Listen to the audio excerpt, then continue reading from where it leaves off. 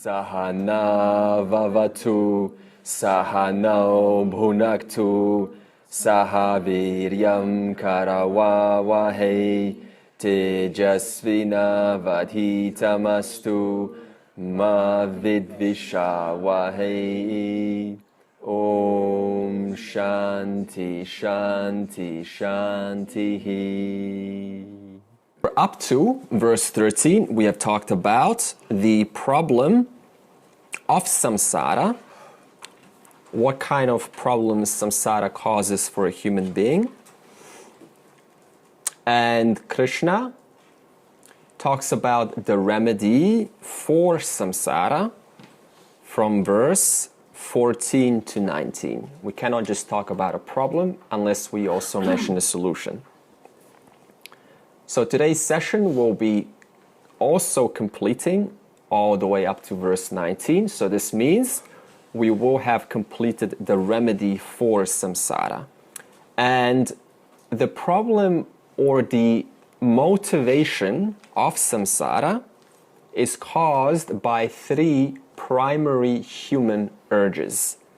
The first one being security. Security you can also convert into a sense of predictability. We all need predictability in life. Imagine you couldn't have predictability upon your partner, that one day they're not going to come back. That will be extremely frustrating. Or we didn't have predictability that food is going to come safely on the plate every day. Or we didn't have predictability that when we get on the road, we have no way of arriving to our destination completely safely. Imagine that. It will be extremely limiting our experience.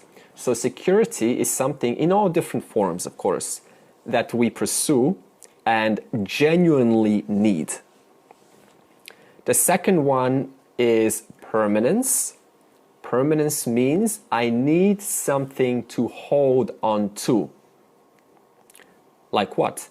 Something that continues giving me security. That means something that is meaningful or something that represents a sense of joyfulness or fulfillment that I need to hold on to. Nobody wants to let go of that, which makes them happy. So therefore, samsara motivates me to hold on to things which I believe will keep sustaining my joy. In other words, I need to hold on to my raga, dvesha, my likes and dislikes. And the third one is we all need fulfillment in life. This is happiness, or we can translate this into purnatvam. The word purna means fullness. Purnatvam, that means your fullness. I need to be full. Another word for this is ananda. Experience a sense of fullness. That means that nothing is missing. So what does the word fullness mean, or purnatvam? Nothing is missing right now. For example, when you're happy, genuinely happy, no matter how short or long, is in that moment, does it feel like you're missing something? Yeah? So you know what I'm talking about. In that moment of happiness, whatever that object of happiness seems to be, there is a commonality. In that moment, I am not looking for anything else. I'm completely accepting of what I have right now for that short period of time. That is what human beings are trying to extend so it never reduces in intensity or it gets taken away from me. So this is what samsara motivates us to do, to hold on to something that is permanent, something that has security, and that which I'm holding on to, which is permanent and has security, gives me a sense of fulfillment or ananda or purnatvam. And if it has a threat of escaping my grip, then I'm going to do everything possible to hold on to it, and therefore I continue holding on to what I think will make me happy. Whether it really makes me happy long term or not, it doesn't matter. For now, in samsara, I want to hold on to it. And the problem with human beings is we do not know where to seek these three sources of needs. We look in everywhere other than where it's actually contained. In other words, we do not know the true origin of security, fulfillment, and permanence. Why? Because nobody is born with knowledge. We get born with a family, and nobody gets told, that nobody tells us where I can find true security, true fulfillment, and true permanence. What do people tell us? You can find it where? In the world. And so thus I seek in the world, because I've been told that's where it's found, thus that's where I go. So I'm innocent to my ignorance. I'm innocent to my samsara chasing. I've not been educated. The motivation ends up being in the world of apara prakriti. What is apara prakriti? Matter. Anything that is tangible, anything that is perceptible, anything that I can perceive, anything that I can know through the intellect, anything that I can feel. In other words, apara prakriti is the observable phenomena. What else is apara prakriti in one simple word? Perishable creation. Why did I say the word perishable? Because anything that is created, just by saying the word created, obviously there's a silent presupposition, meaning it can also be destroyed and also can be sustained. And while it's sustained, what happens? The amount of sustenance or the quality also varies. So it is constantly being created, but it's also constantly being destroyed to give way to something, a different flavor of that object or that experience. Why is security perishable? Because it is bound by time. Why is permanence perishable? Why is what? Permanence. Perishable? Yeah, perishable. Remember, this person only knows about apara prakriti. So for them, permanence is relative. It's tempered. It's tempered by what? Time.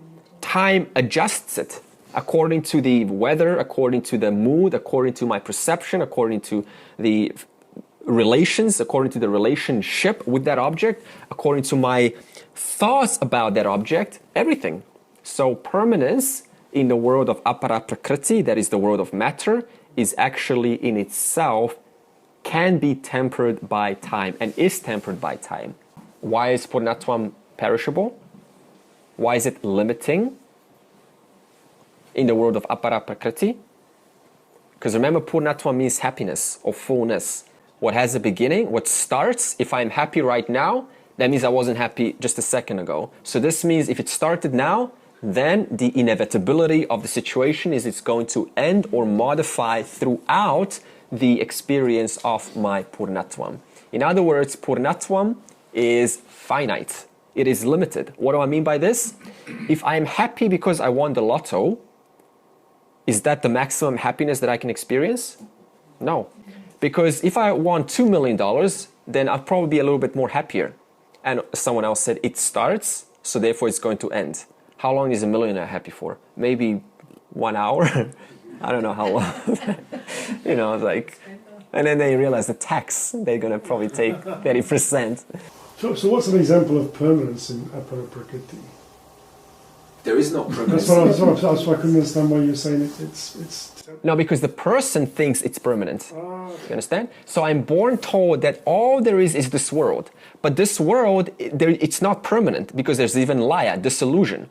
But as a normal samsari, I look like, for example, relationship permanent, right? This love is going to last forever. It's a common thing. So it is permanent, but it's relatively permanent according to the subjective idea of what is permanent. If my idea is that this house that I have, or that you have, is permanent, then it is permanent to me.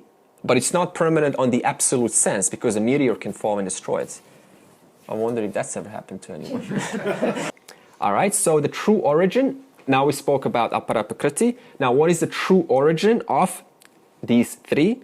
The absolute true origin, where you cannot go wrong. Has to be other than apara prakriti. In other words, para prakriti. So therefore the origin, the source is para prakriti. What is para?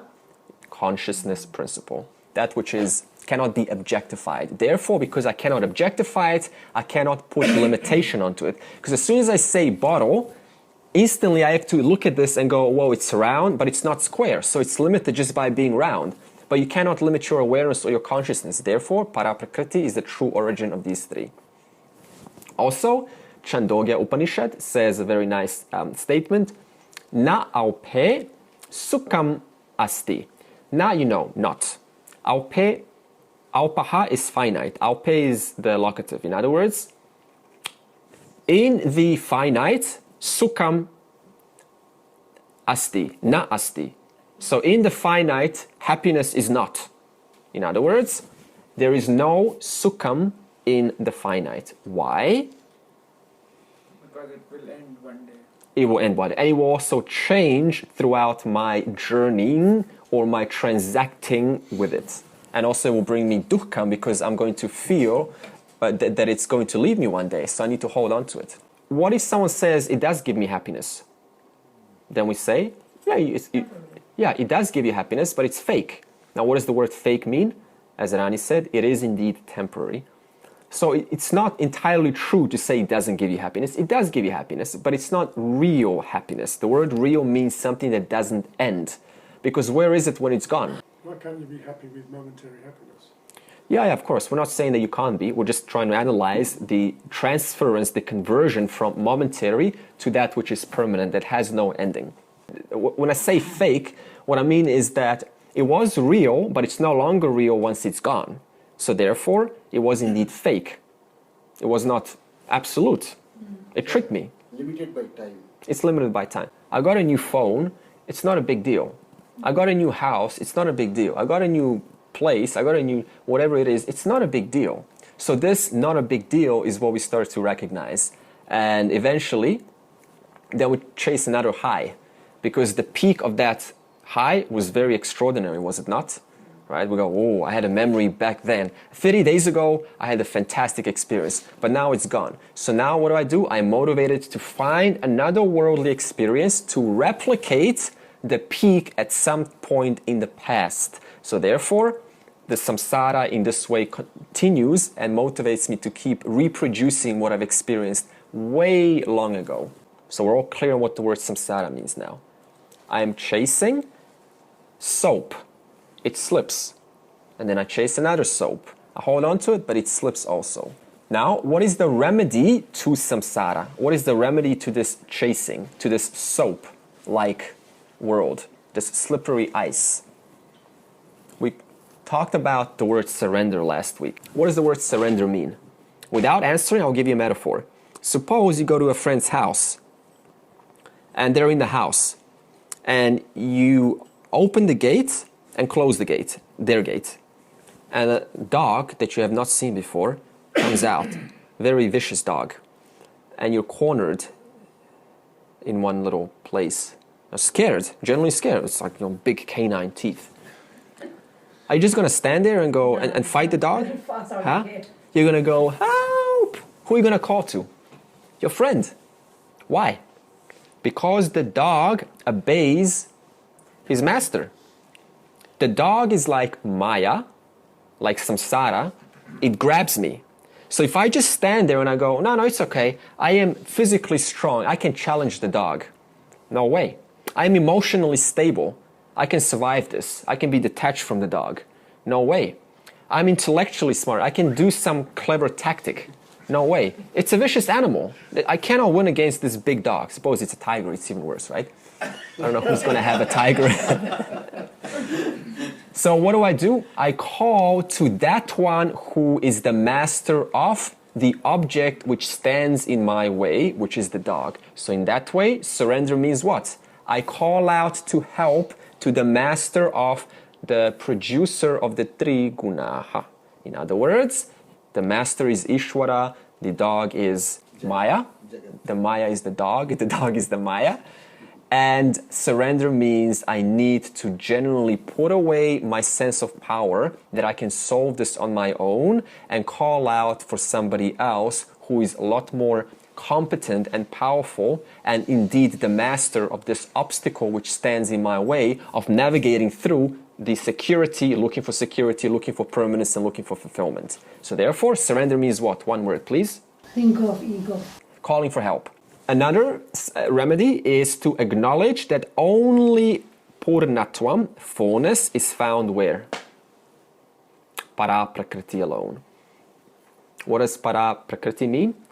Or what is it? That which is beyond time and space. Therefore, it cannot end. Another solution we spoke of last week is convert your ordinary life. Why do I say the word ordinary? Because there is no extraordinary life. Only ego will make ordinary into extraordinary. Because if my life is extraordinary, you don't think that.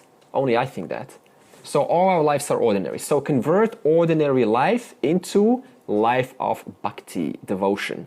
This is good news. Why? It means you're not asked to change your life. You're just simply asked to look at things in a way of acknowledging the higher. The higher means what?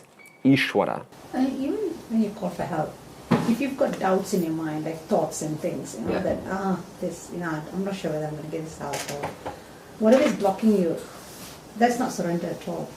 Surrender is only happens when you let go of that ego, that there is any doubt or any thoughts of anything that I've got the power, that I'm not sure if that person got the power to do this. Yeah, exactly. So I'm surrendering to that one who can actually solve this doubt. I can't solve it, because if I did solve it, I would have done it by now. So therefore I have to let go of my idea that I can solve it. I can just implant an idea and say, please help me, and then let it go. Because what do we usually do? We continue thinking about it out of lack of faith. Like, well, the solution hasn't come. I'm not happy with this. Come on, help me, help me. It doesn't work like that. So we put out the intention one time, and then through your faith alone, you let the right answer come when it's deserving to come, not when I want it to come. Because Ishvara knows a lot better. Ishvara's laws and orders know a lot better than I do. Sometimes the answer is not supposed to come right now, because the timing, according to the highest good of all, is not right. So that's where faith comes in. And Krishna also divided the bhakta means devotee, into 4 types. Artaha, artharthi, jijnatsu, and jnani. Just for a quick revision, artaha means when crisis comes, magically devotion appears. Before, no devotion at all. Some problem comes, suddenly I invoke the power of Lord, please help me. Artharthi, I have a constant transaction with God. That means I will put 10% of charity into a foundation as long as you keep giving me, make my wife or husband happy so that I can be happy. Or, for example, I exchange one transaction with another. I have a business transaction with Ishvara. Jijnatsu is when, before answering, what happens when you keep getting suppose you have a secret admirer, and someone keeps giving you flowers, on and on and on and on, and they refuse to reveal their name. What's going to happen eventually? You're going to get like, who is this person? You understand? Who is the giver? What does Bhagavan mean? The giver. We talked about the 6 opulences. When I keep getting, because Bhagavan is the giver, when I keep getting, eventually I start asking, who is the one who gives me all this? Just like the secret admirer. You want to now go and research. You take fingerprints on the flowers, right? You go through a database of people. You really go into a full-on investigation. Who is this person? That's what a jijnatsu is. As a result of seeing these constant opulences, wealth, and health, and all of these things that I keep getting, I start inquiring, who is this giver? And then I start to get into the stage of a jijnatsu. And then that leads eventually to a jnani. And also Krishna said that amongst the 4 bhaktas, only a jnani is the one who is able to truly fulfill these 3 urges, or has fulfilled those 3 urges. That means security, that means they're living fully in security, they're living fully as permanence, and living fully as purnatvam, as limitless ananda. The former 3 are in discovery of what a jnani gets to enjoy as a result of what? The hard work that went to arrive at that stage of jnani bhakta. There's actually a story, Saint Ekanath, who got water from the Ganga river in Varanasi and wanted to offer it to a temple to worship Rameshwara. That's a deity, a personal Ishta Devata. And on his way to the temple, he saw carrying the bucket of water, the holy water of Ganga, a thirsty donkey. And what did he do? Did he go to the temple? No. He offered the water to the thirsty donkey. In other words, my intention was Rameshwara, but I saw a thirsty donkey and instead I chose to satisfy or appease the thirst of this deity. So what does this mean? This is a sign of a jnani. All that I see is one. No one is more special or less special.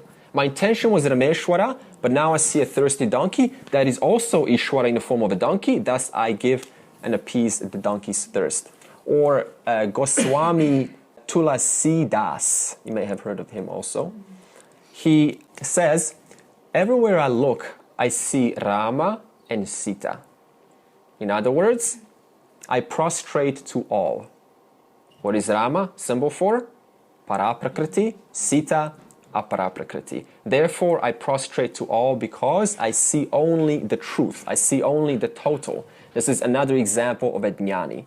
A non-jnani will say, I only see God in my spouse or in my child. A jnani will say, I see them all equally. When I say see, I'm not talking about physical, I'm talking about understanding, assimilated knowledge.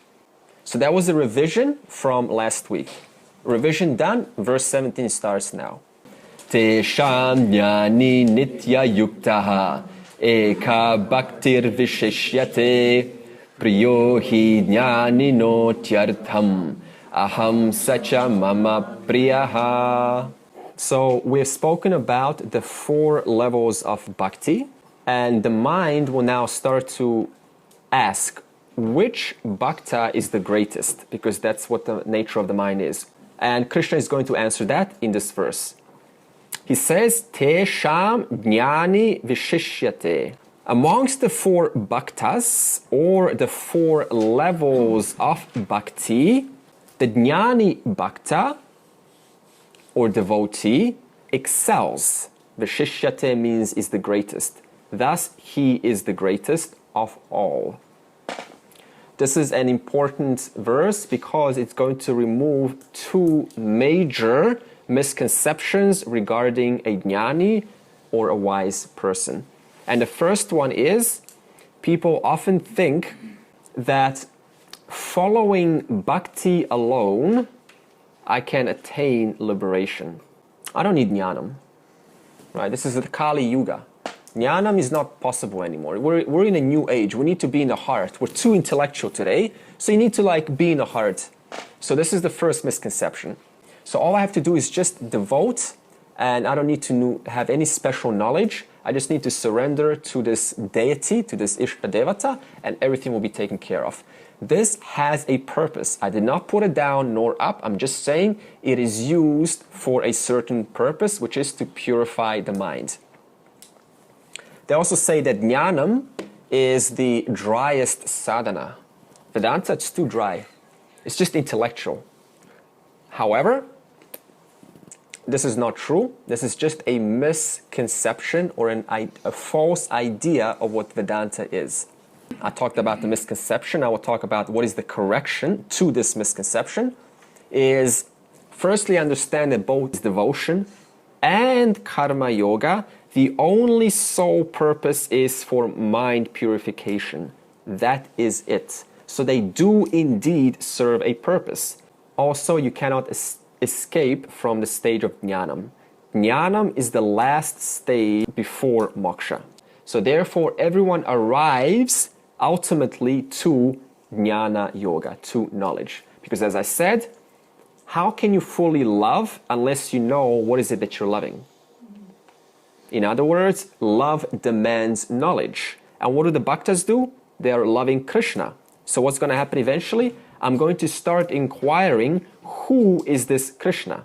Thus, I then naturally transfer into jnanam. I devote to my deity, and as a result of that devotion, I establish love for that deity, and thus to know more about, to love him or her more, I have to investigate even deeper who they are. Thus, I get taken into Jnana Yoga.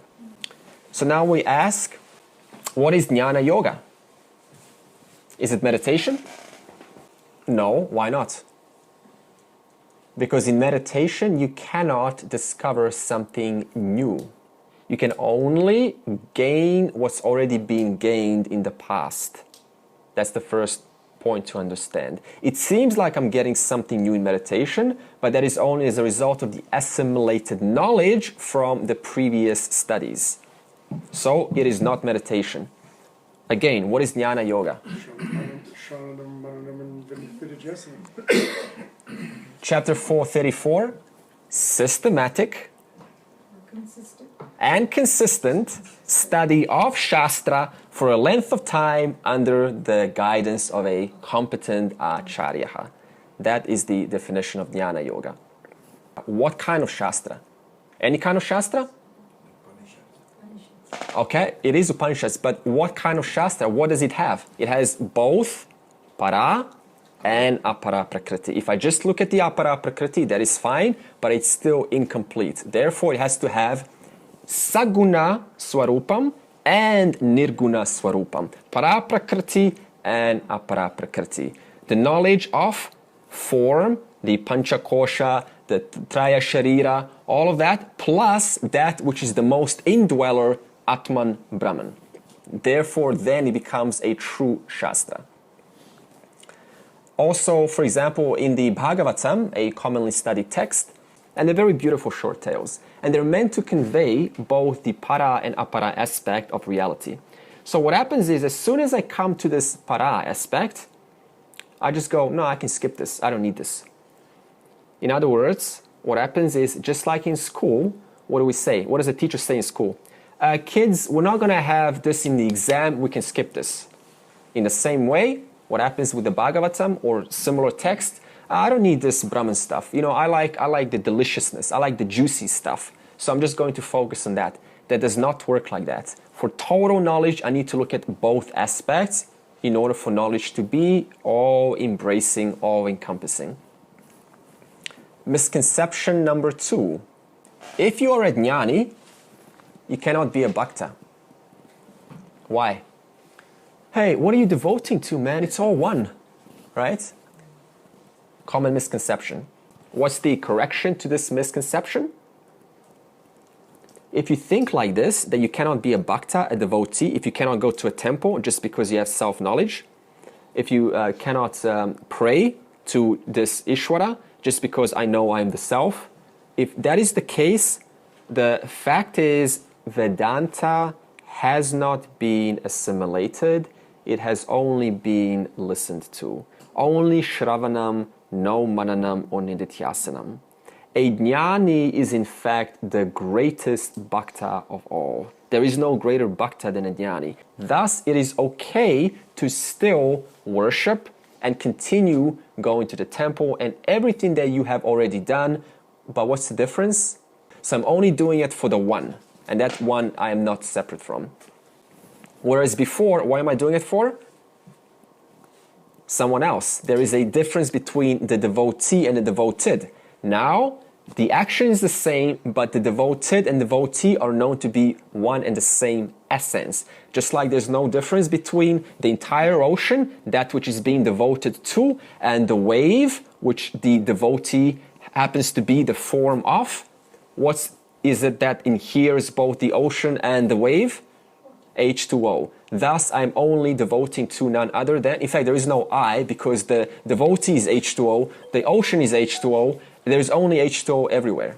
So the summary is, amongst all devotees, Jnani is Vishishyate, the greatest of all bhaktas. Now, what kind of Jnani? Advaitam Jnani. Para Prakriti Jnani.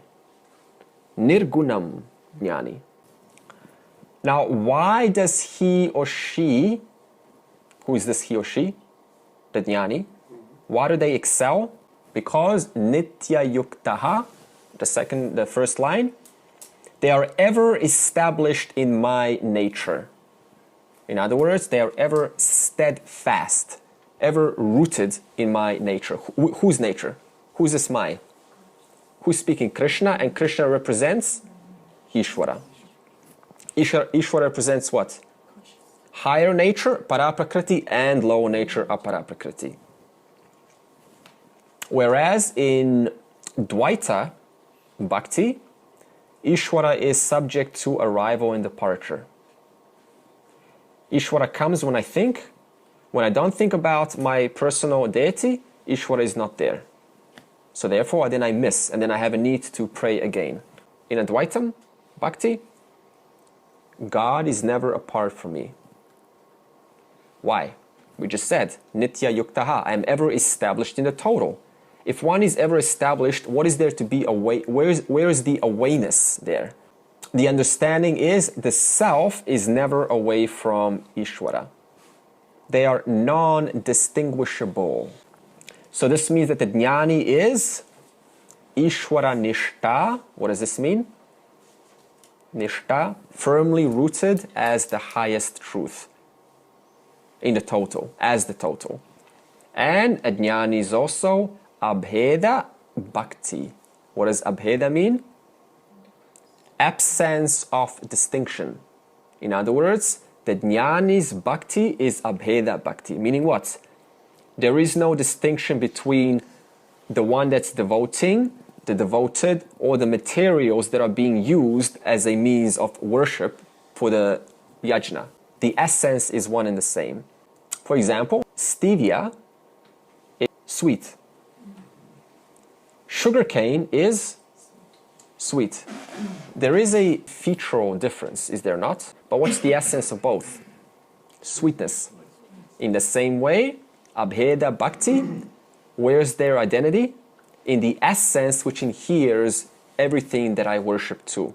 There is a featural change. One temple is different from another.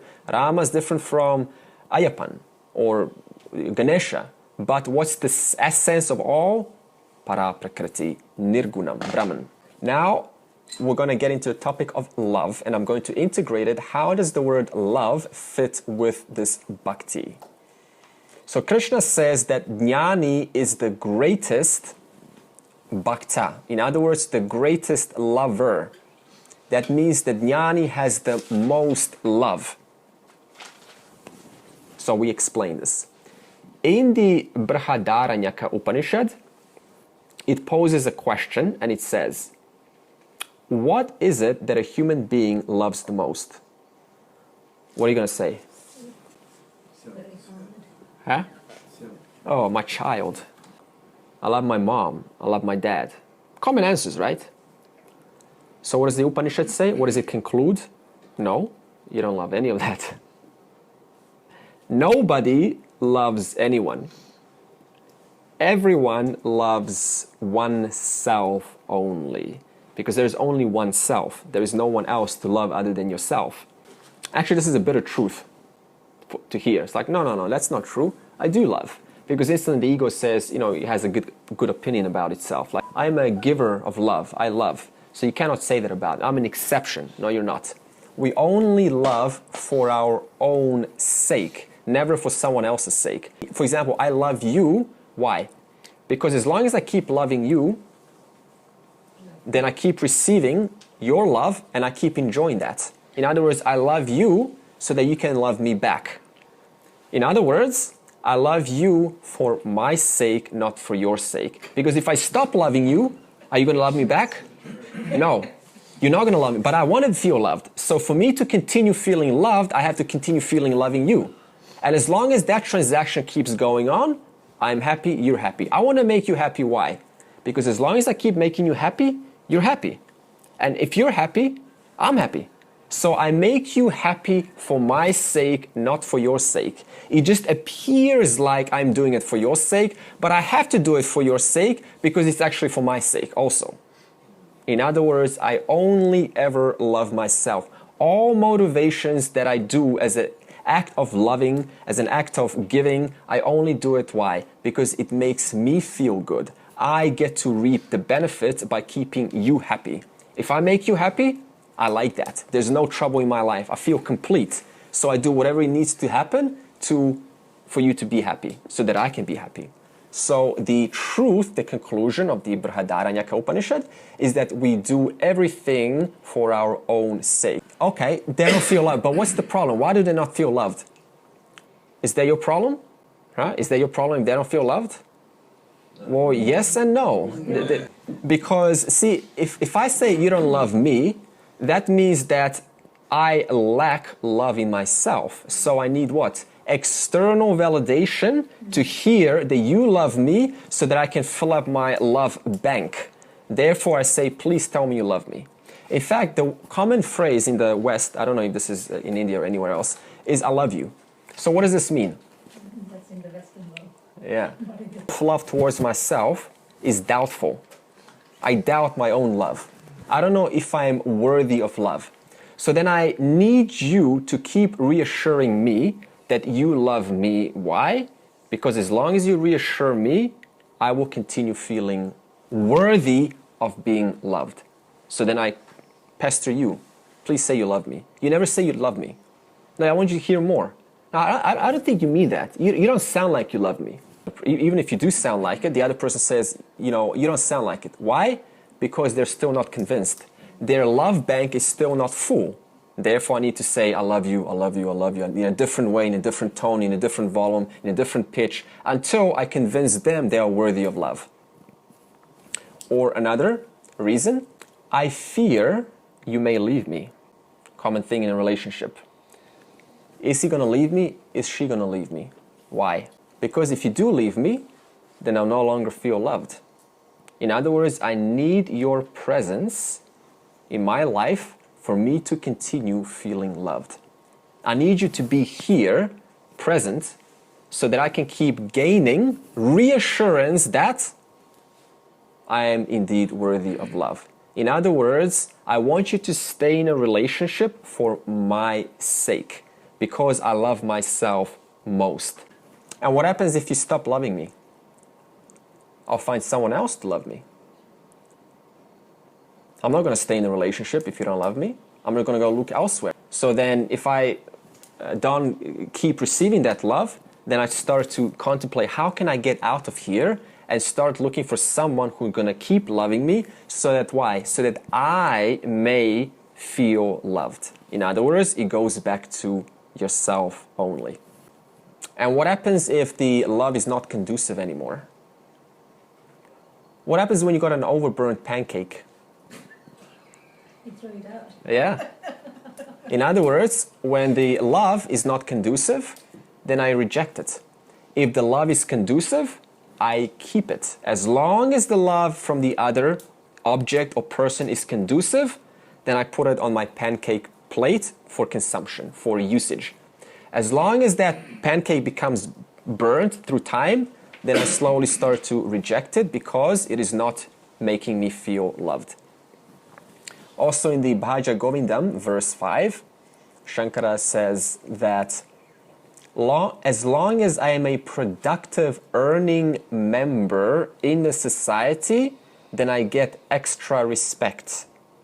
As soon as I retire and the body ages to a point where it can no longer provide, then that respect starts to reduce. This is the very reason why in the old age, the common feeling is rejection because of the lack of respect. I used to be respected, but now nobody even asks me if I'm alive or dead anymore.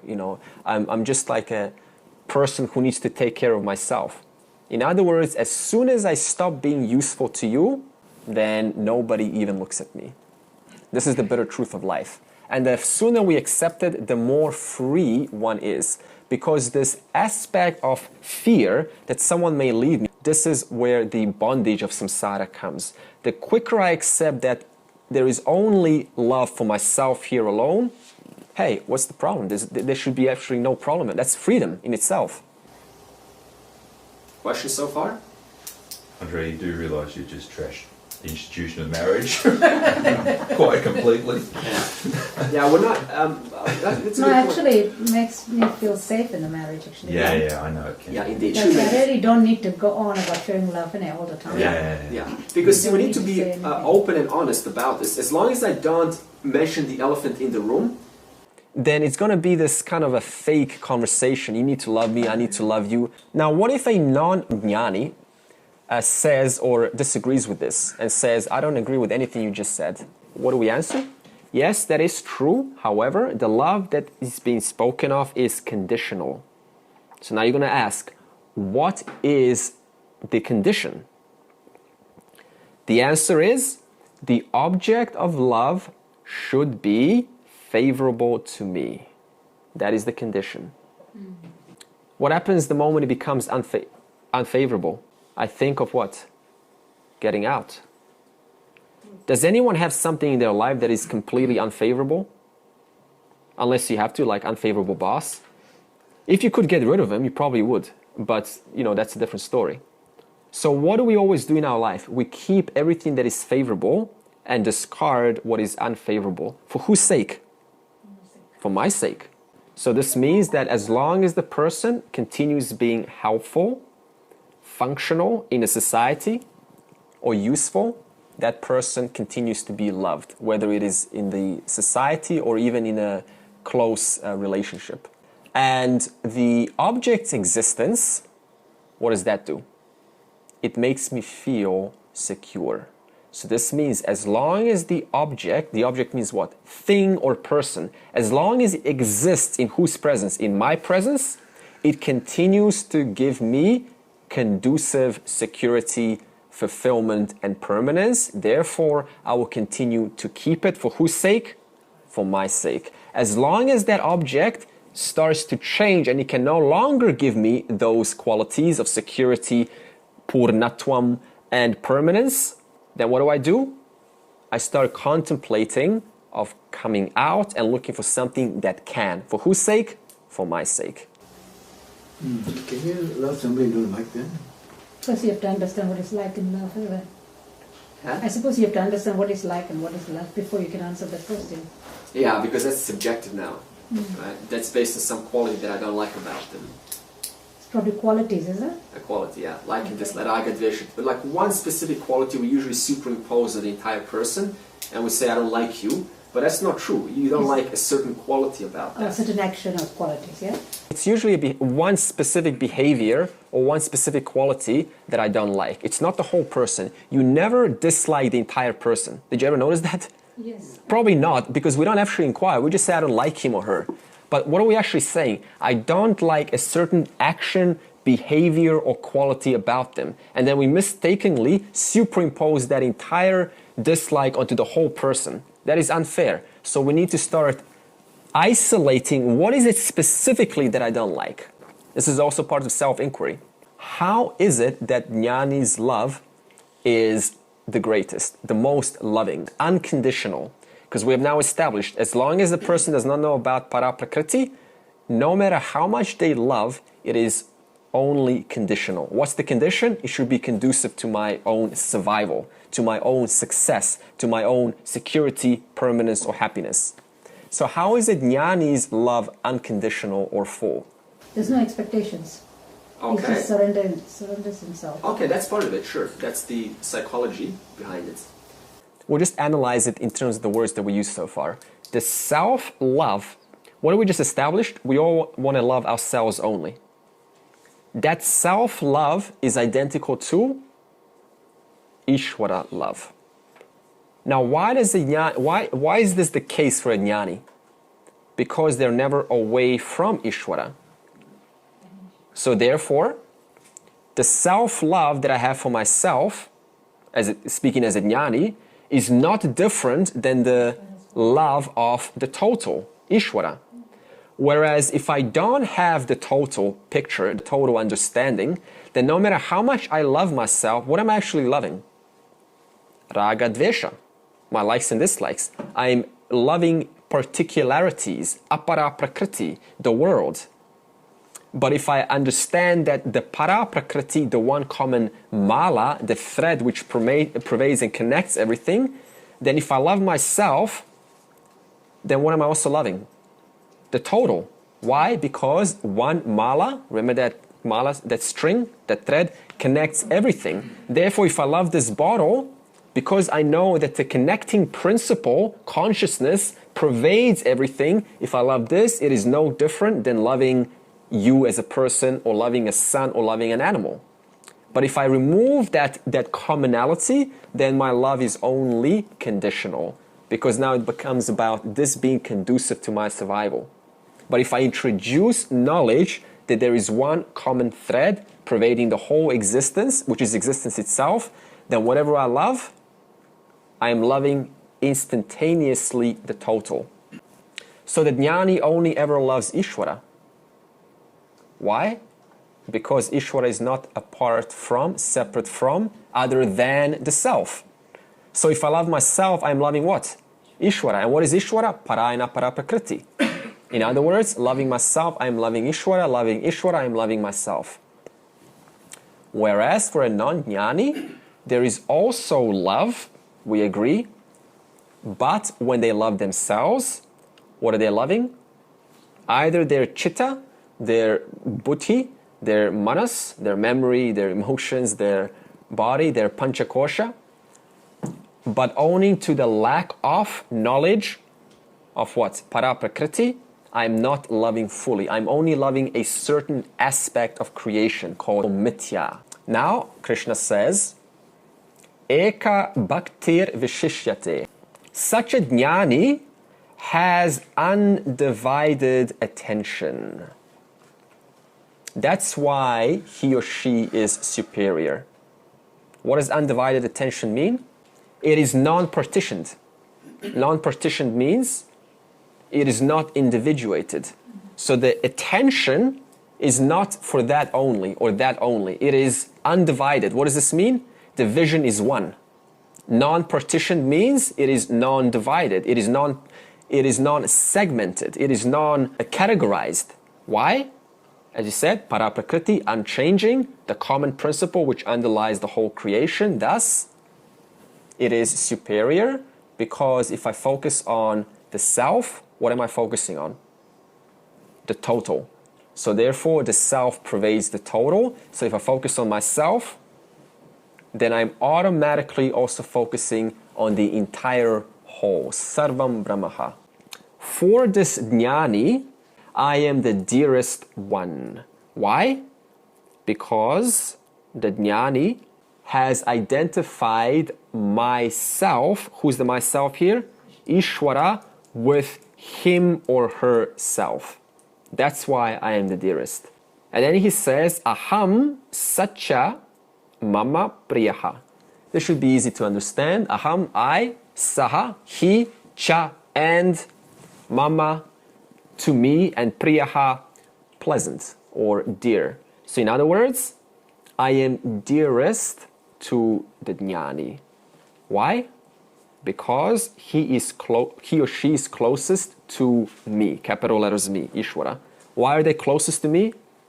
Out of all the individuals, why is the jnani the closest to Ishvara? Yeah, one with Ishvara, because jnani's love is not apart from the total love. Vyashti and samashti, the microcosmic, macrocosmic love, are one and the same. Therefore, they are the closest. Why is a non-jnani further away? Because a non-jnani, that means the first three bhaktas, are loving what? The object or the panchakosha. Whatever is happening in the panchakosha is what I love. Actually, we'll read number 17, the blue one. Among them, the wise who is ever steadfast and who has undivided devotion is superior. For I am very dear to the wise person, and he or she is very dear to me. Any questions so far? Maybe a bit of clarification with the micro and macro being the same thing. If you were an atom and you looked at a molecule, then the molecule would be the macro. If you were a molecule and you looked at a limb, then you would be the micro and the limb would be the macro. As a human being, you're the micro, and what is the macro? The total. Whatever angle you look at it from, there's always that micro-macro relationship. Yeah. But they're all adhered by the one same common denominator, which is, for example, in the case of the ocean, the micro would be which one? The wave. The macro would be the entire ocean. And what's the common sharing principle? The water, the H2O. Now, verse 18, we do it together. Udara sarva evaite jnani twad maiva me matam astitak sahi yukt atma mam eva nutamam gatim. So in verse 17, we talked about the bhakta of a jnani. So this is now going to make a person feel bad, perhaps, and they're going to say, well, it sounds like Bhagavan is only voting for a jnani. What about the rest of us? So we have to now address the rest of us, right? So Krishna reassures and says, Udarah sarva evaite. All devotees are indeed great. We all feel good now? Okay, whether it is artaha, artarthi, or a jnatsu, everyone is great. Why? Very common sense. A jnani only arrived to a jnani bhakta because of there were at some point, at some previous lifetime, or this one, a artaha, artarthi, or a jnatsu. So this is just a natural progression that takes one to a jnani. The only difference is between the jnani and the former three. Jnani twat maiva me matam. A jnani is indistinguishable to me being Ishvara here. For the other types, that means the former three, Bhakta and God are different. That's the difference. In other words, love towards God as an artaha, artarthi, or jnatsu is conditional. In other words, this is a Mahavakya right here, verse. Why? Because it is declaring the aikyam, meaning the sameness between the jnani and Bhagavan. They are indistinguishable. And then we can pose a question and ask, what is the greatest of a jnani? Or what is the greatest jnani? And then the answer is Sahi Yukt Atma. Or what is the quality of a greatest jnani? He or she has a committed or an integrated mind. What does this mean? Very clear about their purpose in life, or their direction or their destination. Extremely clear. What does this mean? A jnani is clear that the only goal in life out of the four purusharthas is moksha. Yeah, everything else is just as a means to the highest.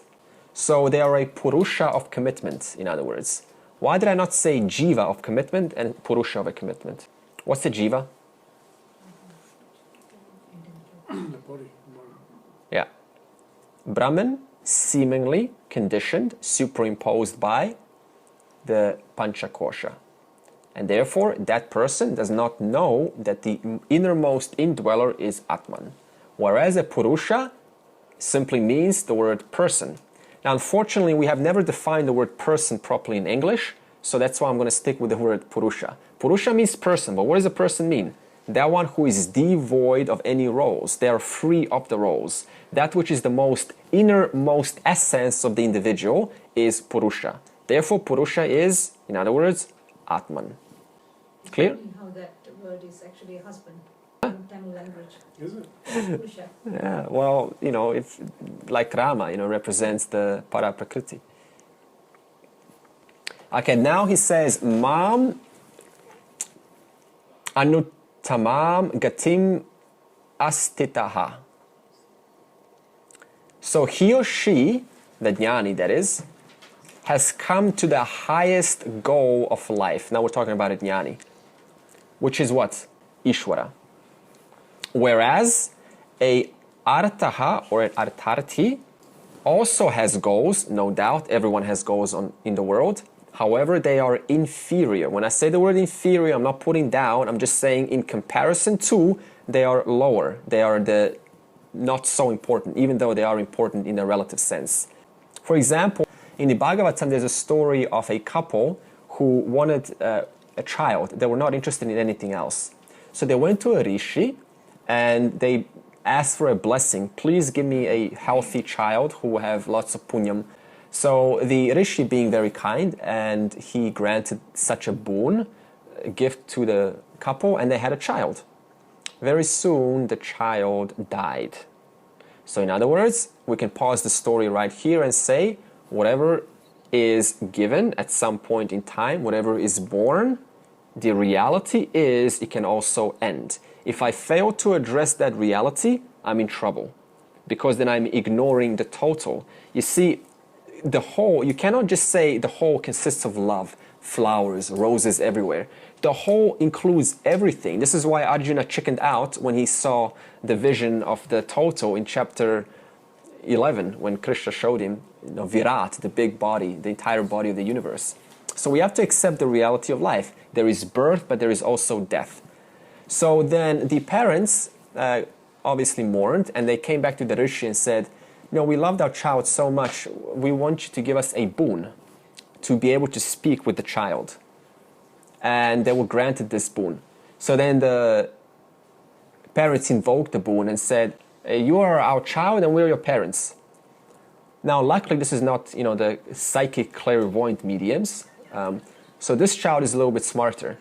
So this child says, what parents are you talking about? So we can again pause the story and explain. Why did a child say this? Relative to the body, I have certain parents. When I drop that body, the connection breaks. So that child lost the body. That body has a parents called whoever they were called. When that body leaves, that connection is broken immediately. In other words, I was asking for something that is limited in nature.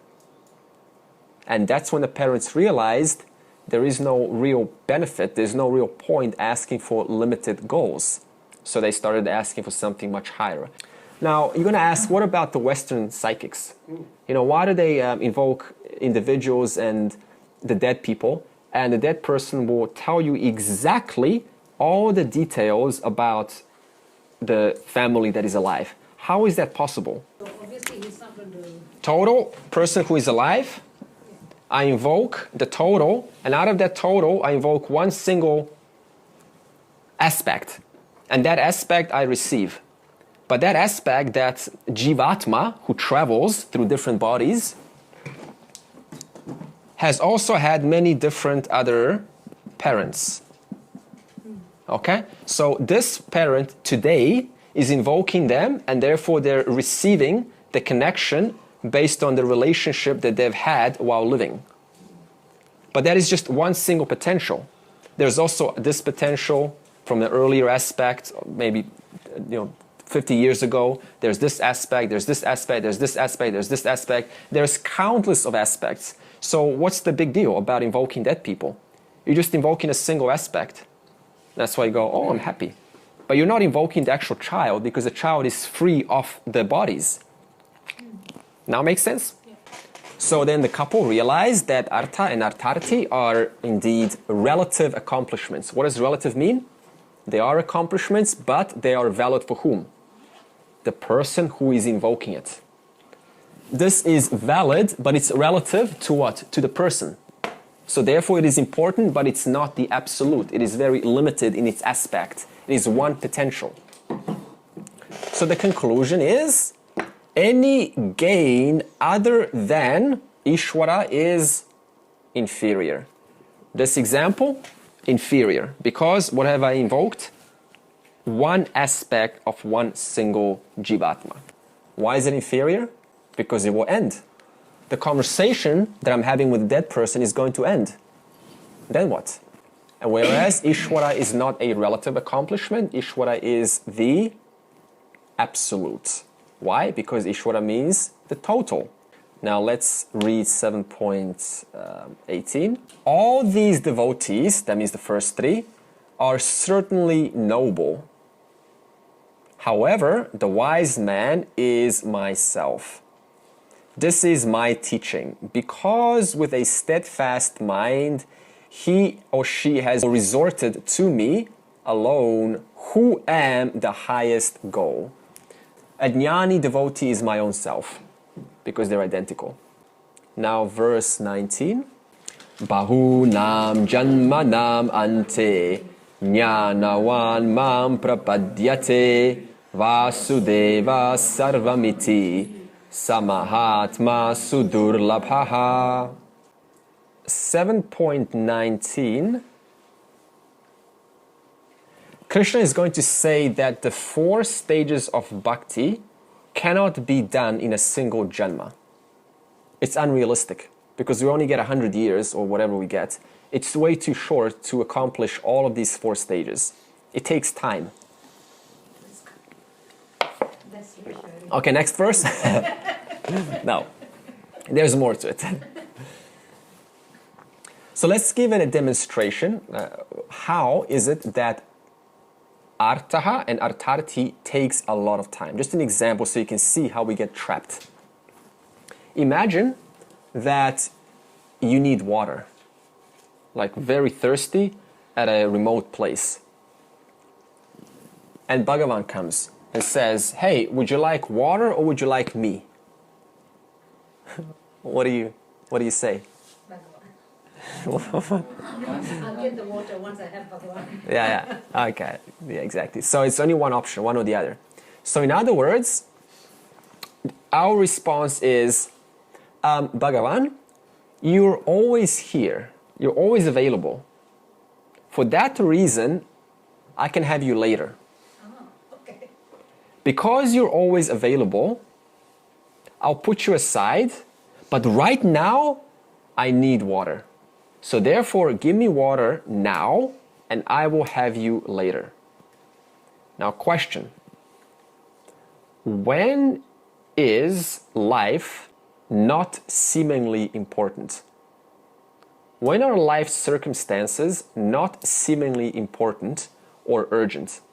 Just like that water. Never. All day long, we are asking for water. I need things now. Is that the experience you have? Of course, it depends where you are, but I'm just generalizing. In other words, all day long, our prarabdha karma forces us to attend to circumstances, and each one of them seem extremely important, extremely urgent and significant. Therefore, all day, for my entire life, I end up saying, Bhagavan, you are permanent, I'm going to put you aside, give me money. You're permanent, give me good relationship. You're permanent, give me good health. You're permanent, give me a pay raise. You're permanent, give me a bigger whatever it is. All day long, for the entire life, we say this. So what does this mean? When problem comes, first thing we ask for is removal of the problem. I'm talking about artha and artarthi. That's a common experience. Problem comes, I need the problem solved right now. Please remove my problem. I want to go back to pleasantness. For example, a hungry person, do they need the Gita? No. What do they need? But how long is they going to be satiated or satisfied by that? For maybe 3 hours, depends on their body size. And then what are they going to ask? Are they going to ask for Gita next time or another round of food? Another round of food, right? And then tomorrow, what happens? The weather changes, it gets cold. Now, I not only need food, I need some clothes. On and on and on. After having asked for water, for food, for clothing, for shelter, for survival, on and on and on, what happens with our minds? We get habituated to what? Using bhakti for worldly accomplishments. Tell me this, do you ever ask for something once and then that's it? How about this? When you get invited to someone's house, is that the only time you will ever go? No. You know what's coming. Next time they invite me, I'm going to go. In other words, the first time I have gotten something or have been privileged to something, that was not the end of it. That was only the beginning, implying a next time round. The accomplishments of worldly are now becoming my priority in life to attend to, out of habit, because I get used to using God for worldly accomplishments. And we call this sakama bhakti, means selfish desire. Sakama bhakti does not incur papam if it is performed with dharma. Because remember, even a jnani at some stage also went through sakama bhakti. Even moksha is a sakama bhakti, in a way. It is selfish, but it is selfish for the sake of the highest purpose in life, which is moksha itself. So therefore, sakama is not papam, nor punyam. It depends on how I use it. And then what happens after having gained sakama bhakti over and over again? What happens then? Sakama bhakti becomes boring. It's the same old, same old. I've seen it all, I've done it before, I know what it's about, I know where this is going to go. It's the same old stuff. And what happens then? First gear, jijnatsu. We start to question worldly desires and slowly start to then ask, is there something more to this? Something that has more substance, more lasting. And then what happens is, for example, at 93, this is, a common age for a person to realize this, after going through, a lot of parties and basically worldly entanglements, artha-artharati. Then at 93, they finally go, oh, I'm bored. I've seen it all. And then they die the next day. But is that the end of it? No. What happens in next life? Another body, what is the body based on? The totality of the papa and the punyam from the previous life. That's the kind of body they get, and that's the kind of family they also get. So then the next life, magically, they are less interested in artaha, artharti, in using Lord, that's called manda bhakti, for problem removal or problem solving. And what are they more interested in? Somehow, by some unexplainable reason, they're interested in spirituality. In other words, this is now second gear jijnatsu. It's carried. Huh? It is carried. It just carried forward, yeah. So they didn't waste their time. Yes, they did say at 93, I'm sick of this, I'm tired of all this, but that was only giving way to start a new life fresh and go straight into jijnatsu stage to discover the secret admirer, who is this Bhagavan. An objection will now come up, perhaps, and it will be like this. How many lifetimes do I have to go through this? More. Right? How many more lifetimes? This is like ridiculous now. Because are you saying that I've got like 20, 30 more lifetimes? Is this correct thinking? No, why not? You've already started. There was no... See, you can't think like that because that means what? That you haven't started in this life, you've started in countless lives before. So this kind of pessimistic thinking is simply invalid logic. Because the fact is that, for example, the fact that you're listening implies what? There was tons of punyam to carry the person towards Jnana Yoga to be able to listen. And then Krishna says, Bahunam Janmanam Ante. That's the first word. End of many janmas, births, that is, of many births, one will begin to value, finally, freedom. What does freedom mean? Moksha. More than selfish desires. In other words, more than manda bhakti. What is manda bhakti? Artaha, artharti. In other words, using Lord for crisis management removal and using Lord for either gaining something or removing a problem. So I end that and I start, he says, valuing freedom, valuing moksha. That's called jijnatsu. And as a result of this, what happens? The quality of mumukshu is gradually cultivated. What is mumukshu? Desire for freedom. Huh? Desire for freedom. Yeah. Or willingness to let go. Let go of what? What doesn't make me happy. Whatever is an obstacle to freedom. That's what I'm willing to let go. And how is that done? Shravanam, Mananam, Nididhyasanam. And what does these three do? It holianizes, it sanctifies the individual. It purifies them. It sublimates the jijnatsu. What does sublimate mean?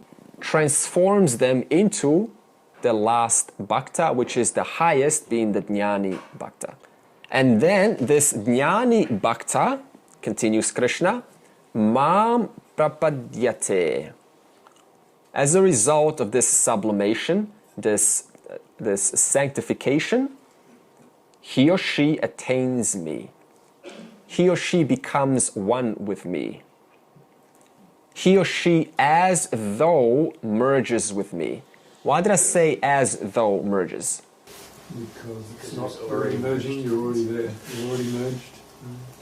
It feels like I'm merging, right? But I'm just removing ignorance, so as though I was never away from what I was seeking.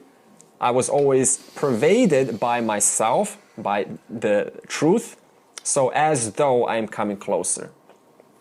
In other words, the gap between him, that is the jnani, or her, jnani, and me means Ishvara, is removed. The gap.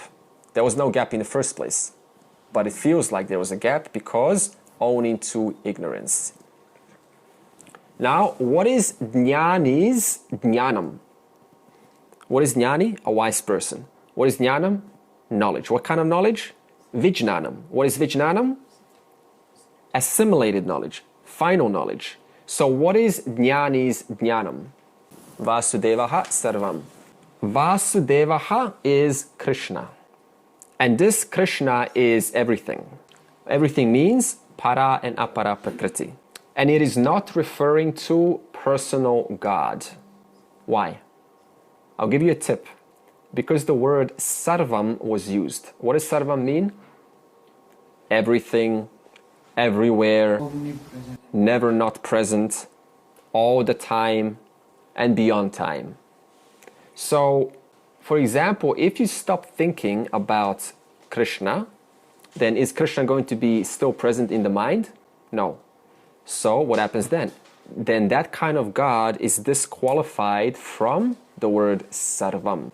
If Krishna is a Ishta Devata, a personal deity, and how tall is Krishna? Does anyone know? Suppose he's 190. Is he 170 if he's 190? No. If he's 190, is he 2 meters? No. So that means the featural limitations are also there. In other words, it cannot then be sarvam. It's once again disqualified from the word sarvam because sarvam means all the time, never not present, in all potentials at the same time right now. So therefore, Vasudevaha is not referring to personal God. Why? The word sarvam gives it away. It is referring to the infinite Brahman. Why? Because of the word sarvam. And if you want to know what the word Vasudevaha means, Vasuhu refers to Sat. Sat means existence in which the person or an object enjoys their existence. Just like this bottle enjoys its existence in what? In the space. In the same manner, Sat, existence in which the person or an object enjoys its existence. And the word Devaha, deity, referring to Chit, aware-full Purusha. In other words, who is the Purusha? One who is devoid of roles, also referring to Ishvara. Why did I say aware-full? What comes after Sat Chit? Ananda. Ananda, limitless. In other words, it is not only aware, but it is aware-full. It is fully aware. So therefore, Vasudevaha is referring to Sat Chit Ananda, the total, which describes what? Brahman. And then he says, Samahatma. In other words, such a jnani alone is a Mahatma. What is a Mahatma? In this context, the greatest seeker, the biggest devotee, the noblest soul. What does the word soul refer to? Am I referring to New Age word soul? In this context, soul simply means an individual, a human being, the noblest human being. And then finally, Sudur Labhaha. Such a noble soul, human being, is extremely rare. Why rare? Because in 7.3, Krishna has said, many do not want moksha. Why not? How do we start this session? The interest of samsara, permanency, security, purnatvam, looking where? In apara prakriti. Therefore, that's all that retains or remains in my life. For that reason, I don't even look at moksha, the last purushartha, the last stage in life. I look at dharma, artha, kama. And even those who are interested in moksha, many do not succeed. Why? Because a lot of sacrifices have to get made. A lot of investment, a lot of time, a lot of sadhana gets to be exercised regularly, consistently, non-stop, with 100% commitment. And not many are willing to go through that. Why? Because the mind is not purified enough to be able to put all its time in moksha alone. We can conclude, who's Arjuna? We are Arjunas, the listeners. Strive to attain Jnana Bhakti or Bhakta in this life, if you can. It is absolutely possible. It's not here, I'm just concluding on the basis of the verse. Attempt to do your best to attain the last Bhakta in this life. Let's read and then we'll take a break. So 7.19, the blue one please.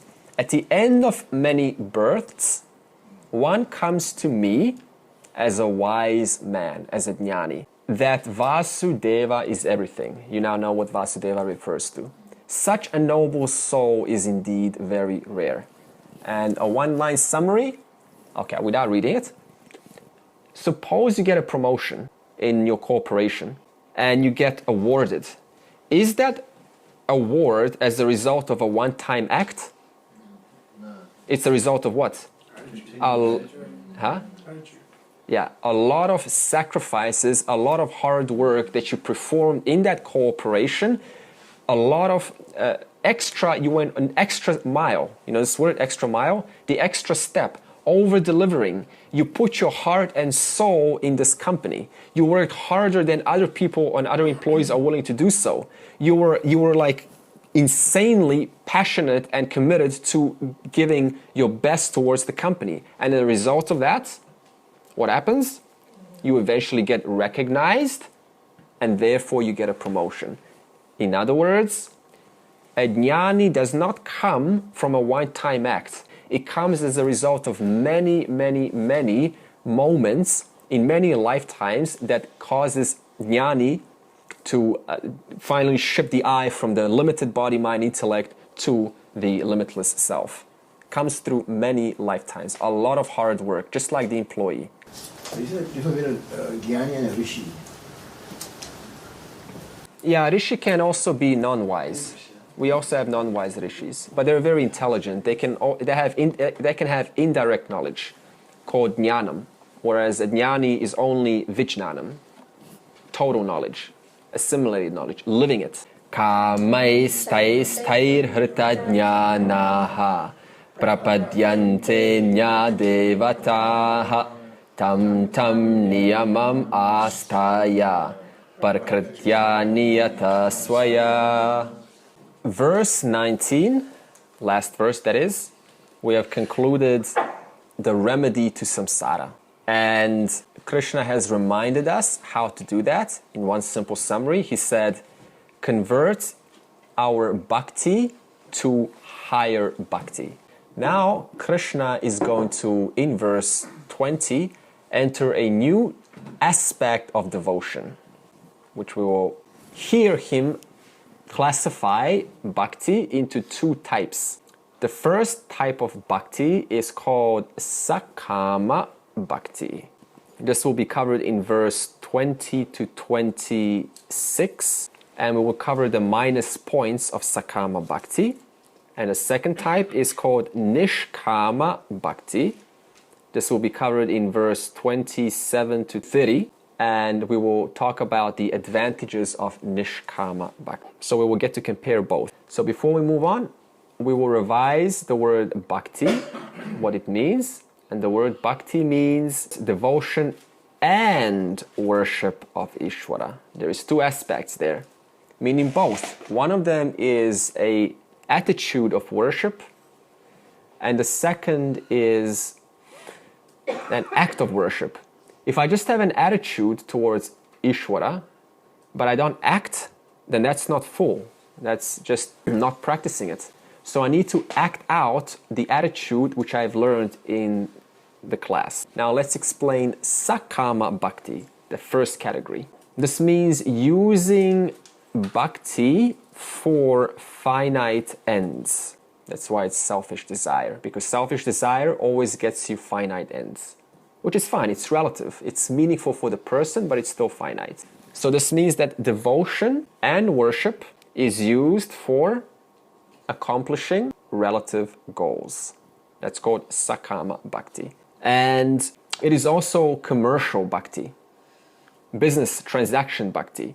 I give you something, you give me something bhakti. I will do this for you in exchange for that. So this is also okay. We're just not calling it good or bad, we're just mentioning it what it is. And what kind of results does this bhakti give? Finite. That means it is limited in what it gives. And now you're going to ask, what is a finite goal? Because we said Sakama Bhakti gives finite goals, finite results. Next question, what is a finite result? First one, Dharma. What is Dharma? Anything that gives me punyam. Why is it limited? Because like a rocket flying to outer space, is its fuel going to run out? Yes, it will. So therefore, when punyam runs out, I am back to square one where I started. And Dharma is used to attain higher realities, to go to a higher loka, to a higher state after death, of course. And the loka that you go to, is it finite or infinite? Finite. So whatever loka we go to, even this loka means reality, is limited in itself. For example, here we experience the limitation of living only 100 years maximum. We experience the limitation of having to eat in order to survive, keep our bodies alive. So even in heaven, there's a limitation there. Why? Because heaven began, I went up there, and because I went up there, I will be eventually coming down. Next one, artaha. Artaha means material accomplishments, material wealth. Why is this limited? Because anything that is a resource-based material decays, ages. The relationship with it modifies according not only to my age of the body, but also my mood. Remember, as little children, we could go on a roller coaster, not that all of us have been probably, and we found it extremely fun, right? Roller coaster. Like the most fascinating thing. We could first thing after you come back from like a jump, a parachute or skydiving or a roller coaster, what do we say? Let's go again, right? As an old person, heart attack. So why? Because the age of the body has changed. Therefore, my relationship with the kama or artha or whatever it is has also modified based on the condition of how much the body can take, or even money. If I have so much money, then it's subject to inflation, therefore loss also. Kama, sensual pleasure. That is limited based on also the mind, also the body. If the weather is really good, then I would probably hug you. If the weather is murky and dull, then based on that one single variable, just one variable, it will be enough to affect me not to hug you. Or let's not even hug, just namaste, for example, because we don't all hug. So there are so many variables that determine how much pleasure I can experience. And of course, if the body ages also, then good luck experiencing the pleasure in things like chocolate. Do older people still like chocolate? Yeah. Because I know that... 93. So dharma limited based on the punyam, artha limited based on the resources and based on my relationship with those resources, and kama, how much I can experience pleasure or enjoyment or satisfaction or fulfillment or yay, more please. All of that depends on my mind, my body, and my beliefs and what I value at any one moment of time. We can also generalize all of these sakama desires with different languages. For example, what is sakama bhakti? According to general religious language, anything other than goal or desire for Ishvara is sakama bhakti. According to Vedantic language, what is sakama bhakti? Anything that is of material nature. We call it anatma. Why? Because it is finite, it is bound by space and time. According to Katha Upanishad, what is sakama bhakti? Preyaha. Anything that is easily attainable, anything that gives immediate satisfaction in life, easy to get, easy to enjoy, is preyaha. It requires no sacrifices. I see chocolate, I have. But what is the other way? I see chocolate and I think, is this really conducive for my body? Does my body need this? That takes a lot more courage to do that. Next one, nishkama bhakti. What is it?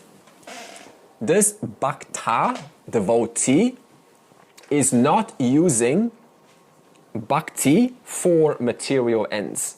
So this means there's only one other option. If I don't use it for apara prakriti, I have to then be using it to attain para prakriti, to attain fullness, purnatvam, or to discover purnatvam. That's a better word, because to discover means it was already there all along.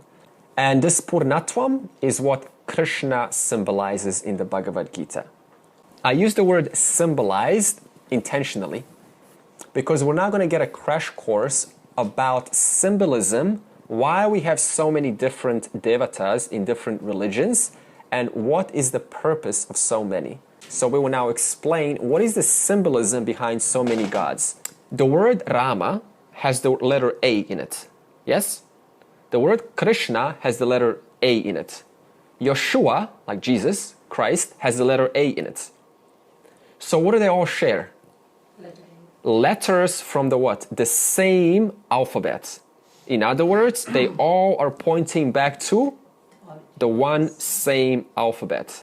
In that case, what does Krishna in the Bhagavad Gita represent? The one same Ishvara. So this means that in the Gita, Krishna symbolizes the ultimate end called moksha, the highest purushartha. In that case, what do other deities that is other than Krishna represent? Sakama or Nishkama? Sakama. So therefore, Krishna represents Nishkama Bhakti. Anything other than Krishna in the Gita alone represents Sakama Bhakti. And also we have to be cautious here, because you can also take Krishna very easily, and this happens in certain, like the Hare Krishna movement. Krishna can also be taken as a personal God in Bhagavad Gita. And this is the mistake. Why? Because then we are limiting Krishna and converting him into Sakama Bhakti. So this is where symbolism is very important. You need to know what are these deities in these shastras actually represent. Nishkama, that is Paraprakriti, or Sakama, that is Aparaprakriti. So what does Shiva represent in us? I will get to Shiva, I will get to Ganesha, and I will get to others. For example, Krishna in the Gita has form, has size, has age, also is subject to birth and death. So this means if I look at Krishna as a person, then I am limiting him to limitations. I'm putting limitations onto him. This is fine. This is also okay. But this is not what the Gita Krishna is referring to. But what happens then if you turn that personal God into a symbolism of infinity? Then what happens? That personal God converts from finite into infinite. Now, how did that happen? By my own... I did it. I instigated it. So to me, I turned a personal deity, a finite entity, into that which represents the infinite. For example, what does a small flag represent? A small flag represents what? The entire country. So is the flag limited? Yeah. Yes, it's limited in color, it's limited in size, it's limited in shape. But what is it representing? The entire country. And suppose the country is all there is. In other words, the limited flag now, by my conversion, is now representing the entire whole country. So one flag represents one country. But what do all flags represent? All of the countries which depend on what? The one total globe. In other words, what does one personal deity represent? One aspect of truth. What do all deities represent? The entire whole. So what does one flag represent? One country. That country depends on the entire globe. What does another flag represent? It represents a different country, but that country also depends on the entire whole. In other words, all of the flags are pointing where? To the one same whole. All of the personal deities are pointing where? To the one same truth called Ishvara in Sanskrit. If you want to call it God or Lord, Bhagavan, it doesn't really matter. The point is, they all point to the one same principle. For example, we have Rama, we have Krishna, we have Ayappan, we have Zeus from Greece, we have Ra from Egypt, we have Zoroaster, we have Yeshua ben Yosef, Jesus, we have Ganesha, we have Shiva, we have whoever you want to name are all what? Individual flags pointing to what? To the one same truth. So now this should clear up already why we have so many different deities. Because they are pertinent to the personality which the person happens to be resonating with. If the personality of Krishna is sweet and juicy, and I happen to be sweet and juicy personality, then I'm going to be attracted towards Krishna. If a deity is serious and calm, and I happen to be serious and calm, then that deity I will be attracted to. In other words, it does not make sense to put down other deities. Why? Because they're all representing the one same whole. Making sense so far? So we have established that the finite deity can represent the infinite. How? By my own instigation, what I put onto it. Now, what's going to determine whether the deity is finite or infinite? Shastra. What do I mean by this? In the Shiva Puranam, Shiva represents the infinite. All other deities represent limited principles. In the Bhagavatam, Vishnu represents the unlimited, the total. All the others represent the limited. In the Devi Bhagavatam, Devi represents the unlimited, while Lord Krishna, Brahma, and Vishnu are all at her feet. In other words, depending on the type of scripture that one happens to be studying is going to change whether that entity is finite or other than finite. So in the Gita, which deity is infinite? Krishna. And all others other than Krishna are limited in nature. So this means whichever deity is superior depends on what scripture you're studying. If you're studying the Bible, who's going to be number one? Christ. If you're studying the Gita, number one, Krishna, and so on. Suppose your Ishta Devata is Ganesha. That's going to represent what? Infinity. Then for you, if I start talking about Krishna, then for you, Krishna is going to represent other than what Ganesha represents. The point is they both represent infinity for the individual person. A metaphor for this is, suppose you have a checkbook. Is there any value in a checkbook leaf?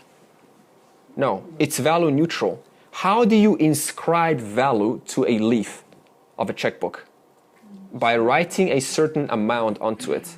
So as soon as I write, I do it. As soon as I write an amount, it becomes from value neutral into something that is worthwhile, something that is valuable. In the same way, you can present me 100 deities. What I write on each depends on whom? Myself. And who am I going to select? The one that resonates with my personality. So now this should put an end to trying to judge other people's deities, because they're only attracted according to their personality with the deity that represents or suits their personality. For example, even it happens in India, you got the Vaishnavas, they say Vishnu is number one. And the Shaivas, they say Shiva is number one. But what does the Shastra say? Both have not understood the true essence of the Veda. They are both number one, depending on what value you have inscribed upon each deity. So in the same way, whatever value you've inscribed, that is true for you, but it's not true for someone else. So now let's integrate this teaching into the Bhagavad Gita and this verse number 20. In the Gita, Krishna represents whom? The infinite. So therefore, all other deities represent the finite. Example, in the Bhagavad Gita, Sakama Bhakti is symbolized how? As Devata Bhakti. It is other than Krishna Bhakti. So Sakama equals Devata Bhakti. Devata Bhakti equals limited results. While Nishkama Bhakti, that means I'm worshipping the ultimate truth, then that becomes Krishna Bhakti. So therefore, worshipping Krishna in the Bhagavad Gita, what am I worshipping? The ultimate truth. If I'm worshipping a Devata from the Bhagavad Gita, what am I worshipping? A limited aspect of creation. In the Shiva Puranam, for example, what is Sakama Bhakti? Vishnu or Ganesha? What is Nishkama Bhakti? Shiva. Now, Krishna is going to say, Kamaistai hrita jnanaha prapadyante anya devataha. Some bhaktas are only interested in finite ends, meaning dharma, I only want punyam, kama, I only want sense pleasure, I only want satisfaction, and artha, I only want wealth. What are the two biggest industries in the world? Wealth and entertainment. And then he says, because of the finite ends which they worship, they get finite results. For example, if you worship Lakshmi, you're going to get what? A lot of wealth. But are you going to get health? No. So I'm getting one single aspect. If I worship Ganesha, what am I going to get? Removal of certain obstacles which I need for my progress. But what kind of obstacles? Specific obstacles. What kind of obstacles? Obstacles that I think need to be removed for me to move on. But what if they're actually not obstacles? What if there are much more obstacles than I happen to know? In other words, I am still invoking a finite result. What if you have a Surya Devataha? You're invoking what? Power of perception. That means I want to be very alert and sharp, but then what about communication? What about energy? You see, so whatever Devata I invoke, I'm limiting the result based on what that Devata can provide. I'm isolating the benefit just on that. So that is the minus point of worshipping a finite Devata, Sakama Bhakti. Whereas if I worship unlimited Devata, in this case Krishna, the Bhagavad Gita, not only am I worshipping what? Removal of obstacles, I'm also asking for health, I'm also asking for the truth, I'm also asking for those things which may not be available to me right now. I'm asking for everything. So you're starting to see the limitation of Devata worship, finite results. Now, okay, let's ask, why is Sakama Bhakti prevalent? Why is it so prevalent in this world? What is Sakama Bhakti? Artaha Artarti. Answer, Prapadyante Anya Devataha. Because of their intense desire. And what is the consequence of this intense desire, this raga, dvesha, like and dislike? Hrita jnanaha. The discriminative power is blunted or reduced. It's obstructed. What is discriminative power? What is real and what is unreal? Viveka. Viveka tattvam. So in other words, it removes the common sense viveka, which says, everything that I get is subject to ending. And it is not going to thus provide me permanent fulfillment because it has an expiration date. The shelf life will have an ending. That kind of viveka is prevented or reduced in this statement. Hrita jnanaha. In other words, such people are short-sighted. In other words, they have absence of far-sightedness. I cannot see further than the immediate consequence, than the immediate pleasure that I will get right now. I cannot think further. And what's the other disadvantage of following Sakama Bhakti? You have to know a lot of rules, a lot of rituals, a lot of steps to perform a certain result. Because every Devata requires a certain process to be appeased. You have to do a certain mantra, a certain time of the day, a certain temple, a certain way that you go clockwise, anti-clockwise. You know, do I get how many limes? Do I get 1, 2, 3? If you marry, you know, you go to a specific temple. I take one mala, I give one mala, I exchange another mala, I go around, I get tied in knots and so on, I say certain things. It's a constant learning, trying to remember tons of rituals, tons of mantras, tons of everything, and I have to maintain it every single day. So what's the minus point? Tam tam niyamam asthaya. They religiously follow all rules for the sake of what? Gaining the benefit of worshipping that devata. I will religiously follow a protocol for Lakshmi in order to keep gaining wealth. Now, tam tam here is repeated. Why? Because every rule associated with every devata. That means tam for one devata, tam for another devata.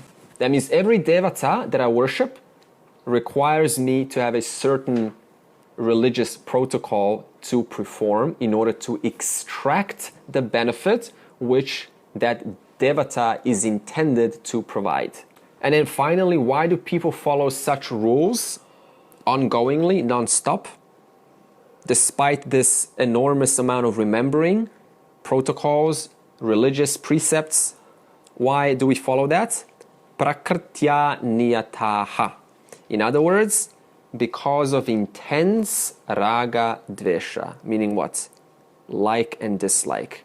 I am bound by my likes and dislikes. They force me, they motivate me to keep performing the protocol, to keep extracting and gaining what is seemingly important for me. So I am bound, I am under their spell, under my own raga dvesha. Now the word prakriti means swabhava. Swabhava means personal likes and dislikes. Personal likes and dislikes means raga dvesha. Raga dvesha means one's nature. That's why it says here, driven by their own dispositions, by their own nature. And finally, since raga dvesha are endless, what happens is the individual is controlled or enslaved by their own karma, their own actions. So therefore, the person keeps on doing more actions to satisfy more infinite raga dvesha, and then they get stuck in where? Sakama bhakti. Governed or compelled by their own nature and deprived of discrimination by various finite desires, they resort to other deities by taking to various disciplines, various religious protocols. Sarve bhavantu sukhinaha, sarve santu niramaya, sarve bhadrani pashyantu, ma kaschid dukkha bhag bhavet. Om Shanti Shanti Shanti.